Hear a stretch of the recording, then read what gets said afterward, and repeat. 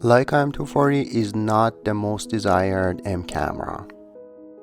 It doesn't have the CCD charm of M8 and M9. It doesn't have the coolness of the monochrome variations. And it doesn't have a modern sensor and a stylish ISO dial like M10 and M11. And to make it worse, the body is a little thicker than older film bodies and other modern digital M's. Also, the sensor is not very good in high ISO, and it is also a slow reading sensor. So you can see why some people may not like it, but that's exactly the point, because it is getting cheaper and cheaper in the used market. With all the downsides, it is still an M camera. The top-notch Leica build quality, ease of use, and of course a wide range of M mount lenses are still there. And it is more than capable of making some beautiful photos.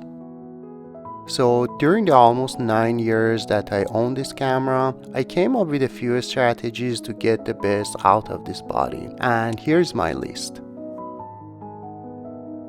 My first tip is just obvious, and it can be said about any M camera, and that is to embrace the rangefinder. Let's face it, live view of M240 is slower than more modern M cameras, but when using a rangefinder, it is still decent, so you have to get the best out of your rangefinder. If you have a lens that can be calibrated, like this TT Artisan lens, calibrate it to your rangefinder as best as you can. If your camera rangefinder is badly off, you gotta send it for CLA. Mine went a little off in horizontal direction and I corrected it to match my main lens, that is 35mm Summicron spherical. There is this screw here that you can use an Allen key to play with it and calibrate the rangefinder. Of course, better to have it done by a professional, but I found it doable. But again, be careful. My next tip may sound exactly the opposite of what I just said, but get the EVF and try to make use of it, because it can transform the camera to a mirrorless. It is a low-res and a small EVF with bad rolling shutter, but it is still an EVF and I've used it a lot with non-rangefinder lenses. I think having the option of external EVF gives this camera the unique advantage of having both optical and electronic viewfinders, something that not a lot of cameras have, even today.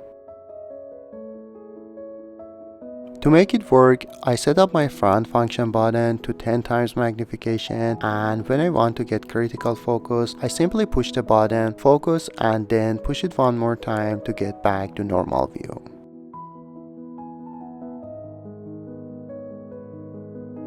My next tip is to update the firmware. When the camera was released, it wasn't possible to use auto ISO, but they fixed it with a firmware update, and it helps a lot in usability. You can set the shutter speed on the dial and the aperture on the lens and let the camera choose the ISO, something that almost any camera can do today, but with Leica M240, you need a firmware update for it.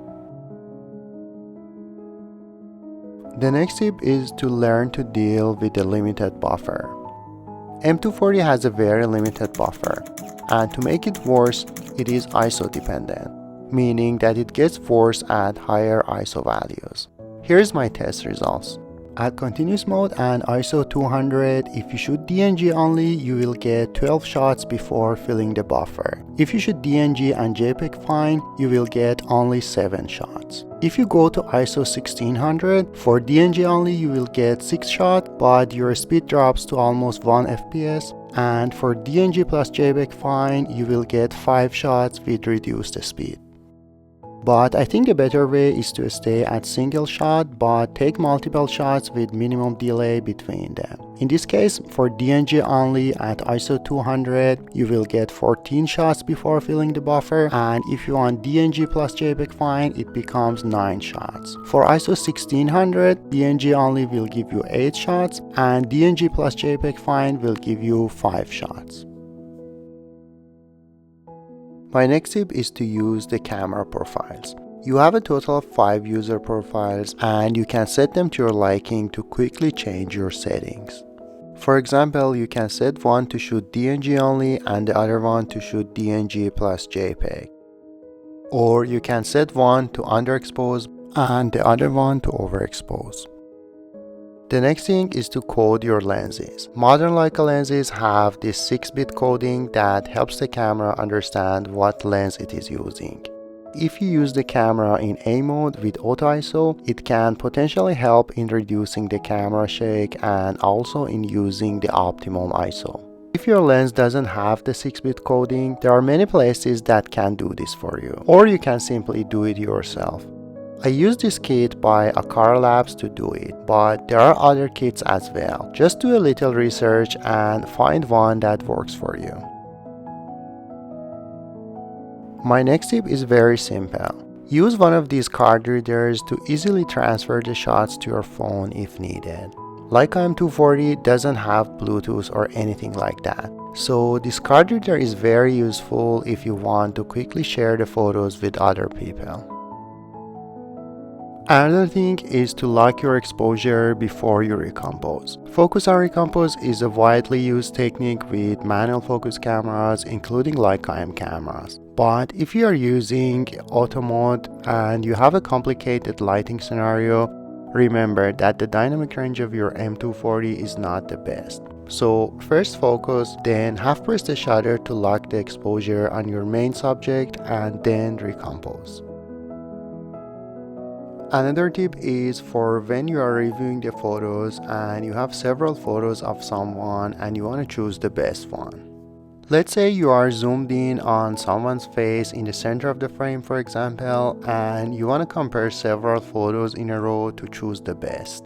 In this case, if you hold the play button and use the arrows, you can go back and forth between pictures while keeping the same angle of view without zooming all the way back from photo to photo. This can save you a lot of time because on M240 zooming in and out on photos can be very slow. My next tip is very simple. Remember that the base ISO of the camera is 200. It means that it has the best dynamic range at this ISO value. Here's the dynamic range versus ISO from Photons to Photos website. So if you really want the most dynamic range possible, you need to shoot at ISO 200. Sometimes you really cannot do anything about it, but sometimes for low light conditions, you can use a faster lens or even put the camera on tripod to shoot at ISO 200. So that's it. If you like this video, please consider subscribing to my channel. Also feel free to follow me on Instagram, Blue Sky, and X, also known as Twitter.